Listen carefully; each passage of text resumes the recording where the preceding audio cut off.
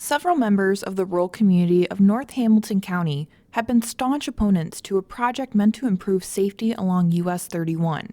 Business owners feel their operations are being unfairly forced off the corridor, while they and other community members feel the project poses public safety risks. And the reality is I throw it out there and they don't like it. This was here before INDOT existed. INDOT did not exist when my grandpa opened this place. I'll be the third generation that argues with INDOT. The Wilson family market has lived beside US 31 for 3 generations.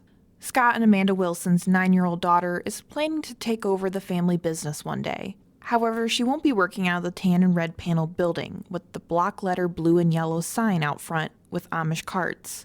The Wilsons will need to relocate their thriving business somewhere else in a county growing increasingly more expensive to operate in. The bustling, beloved, old-timey market will be vacant come December 2024. It's like generations of trying to do the right thing. It's not always about the money, and a lot of small businesses are that way. It's not always about the money. You hope you can survive all the crazy things that happen. We survived COVID.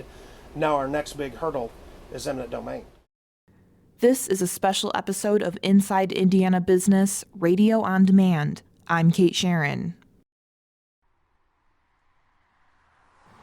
Starting in 2019, INDOT said the US 31 Limited Access Project strives to reduce wrecks along the corridor, which was shown to be needed after a 2018 to 2020 traffic study. The agency said the data showed about 11 crashes per mile per year. The project stretches from State Road 38 to 286th Street, spanning about 7.5 miles. 2 interchanges are currently under construction at 236th and 276th Streets. Other work on overpasses and cul-de-sacs will begin in the latter part of 2024, INDOT said. Several groups have also lobbied over the years for the corridor between South Bend and Indianapolis to be streamlined for faster travel times, safety benefits, and economic development. Specifically, for the 236th Street interchange, INDOT reported eminent domain caused 20 houses and 1 commercial property to vacate. In total, the project will affect 38 parcels, of which 14 went through condemnation, which is the process when an agreement is not found and usually heads to court. Local business owners and patrons have expressed their contempt for requiring businesses to move. Those owners say they feel shut out of the decision-making process and that the project isn't necessary. For Scott Wilson, what the state is doing feels like it's putting them out of business. It's no big deal for the state to take a business when they just are buying real property. They're not buying a business, even though they're putting me out. INDOT said it determines real estate offers using fair market value, as stated in state and federal guidelines. According to those manuals, an appraiser will evaluate the property, to which the owner can accompany and compare the plot with recent land value and other nearby sales. Guidelines state an appraiser must ignore the future potential a public project could have on the property's value. Indiana golf cart owner Joel Peters said his newly owned business will likely have to find a new location. The business has been on the corner of 266th Street and US 31 for almost as long as Peters has worked there, 22 years. We're not happy about it here. We've been there 22 years and we have to move, whenever they kick us out finally, which will be next year or the year after, most likely. Have not gotten in many updates lately from the state or from, DOT or whoever it is that provides them.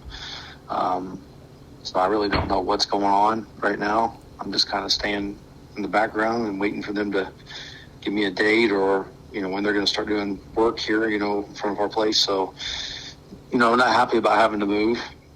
Peters knew this was a problem he was going to inherit. He's owned the business since last October, after the previous owners retired and sold it to him. The impending eminent domain and the road construction were both reasons they got out of the business now.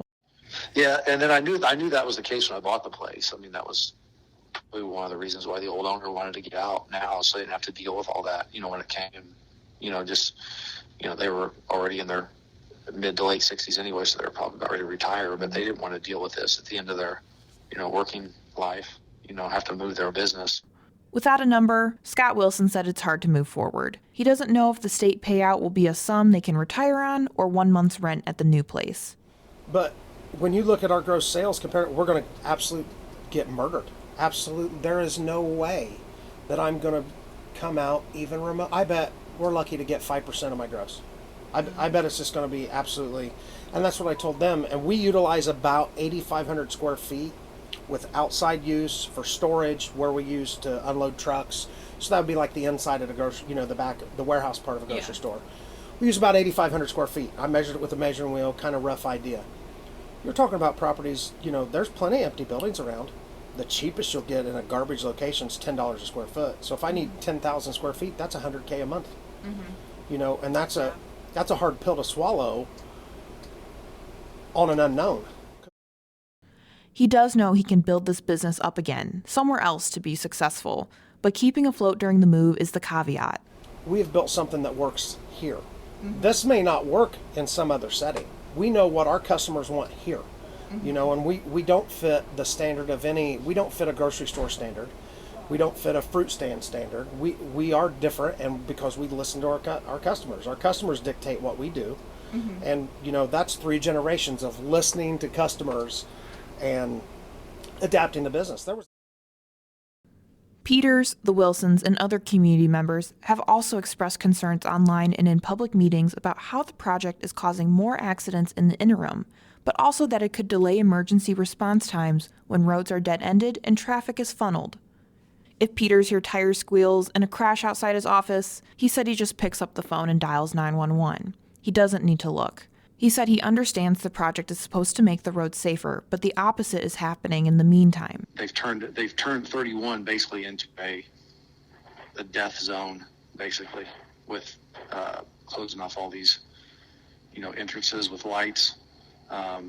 People can't drive well enough out here on these side streets to get on and off 31, like turning left and things like that. I mean, I'm not sure what the record is, but it's almost like once a week I hear of a major accident out here or somebody being killed, over the weekend or during the week. And they've made the whole, State Road 31 up here so much more dangerous, at least in the short term while they're doing the work, but the work's going to take several years to complete. So I don't know, they're just not leaving motorists, any safe access on and off 31 right now. It's just dangerous out here.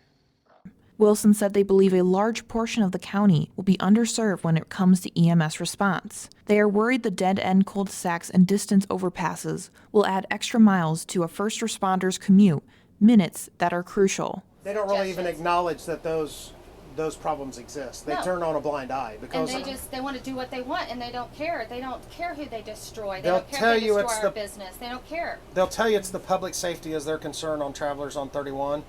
But at what point does the public safety and the response time and the safety of those travelers supersede the safety of a farmer out here farming, or a house that burns down, or somebody that's having a cardiac event or a seizure? At what point, and I know there's a balancing act, and 4 miles is a big balancing act. INDOT said it worked with local authorities throughout the project, including Jackson Township Fire, Cicero Fire, Sheridan Fire Department, Hamilton County Sheriff's Office, Hamilton County Emergency Management, and the Indiana State Police. Through these relationships, INDOT said they have worked to reduce any impacts on response times, and their feedback was used when choosing overpass locations and cul-de-sac structures. Derek Arrowwood, superintendent of the Hamilton Heights School Corporation, said the school district has no concerns regarding slowed emergency response times as a result of the 31 construction. Compounded with inflation and interest rates, the business owners said they are worried about the cost of moving, maintaining their customer base, and where they'll end up.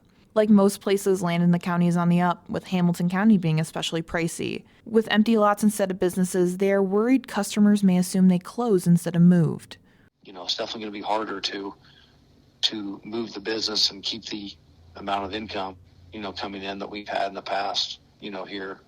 So yeah, definitely scary thought, moving from here and trying to find a new place. And it's just a huge inconvenience just for them to be able to get from Indianapolis to South Bend with no stoplights. It's just, I just can't fathom the amount of money they've spent trying to do that just for that reason.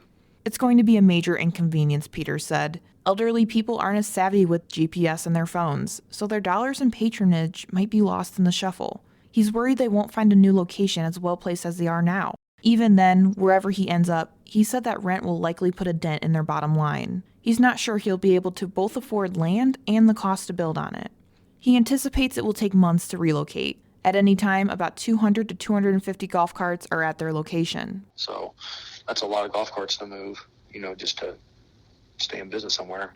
The Wilsons' plans change from day to day on what they think will be best for their family and the business. I don't know what we do. There's so many variables in that, and an unfortunate possibility is we don't reopen. And that is a terrible, absolutely atrocious, not something I want to happen, but can certainly is in the realm of possibilities, because you just don't know how things land and how it goes out, and how there's so many things. There's so many moving parts that you really don't know. It changes from one day to the next. One day I'm like, I think we need to move to town. I'm going to go out and I'll jump in a truck and go start researching properties, be online looking for open buildings. Maybe we move to Westfield. Well, the dirt is so valuable in Hamilton County. It's like gold. Scott and his wife don't know if they'll move in the town or find another plot of land. The most likely scenario, they said, is rebuilding across 31, since family owns the land. Wilson's customers recognize the owners and keep asking them what will happen next. It's nonstop. Their customers are their community, they said, and it's a sense of community that isn't seen much anymore. We are entrenched in the community as part of the community, but we try to do the right thing. I try to be fair to the employees. We try to have good products and decent prices, be fair to the community. Having a business is not just a singular issue. It's a very encompassing, it's a huge thing. It's something they, their employees, and their customers don't want to lose. Wilson Farm Market sponsors baseball and football teams and the 4th of July fireworks show.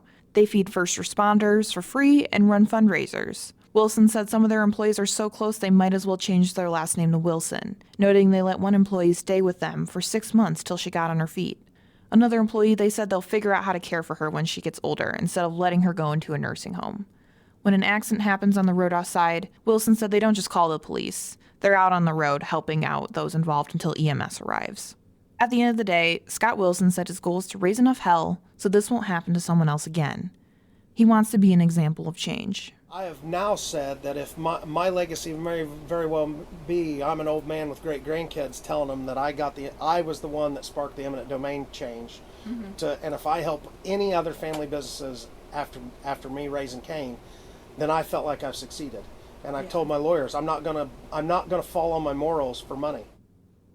This has been a special episode of Inside Indiana Business Radio on Demand. I'm Kate Sharon.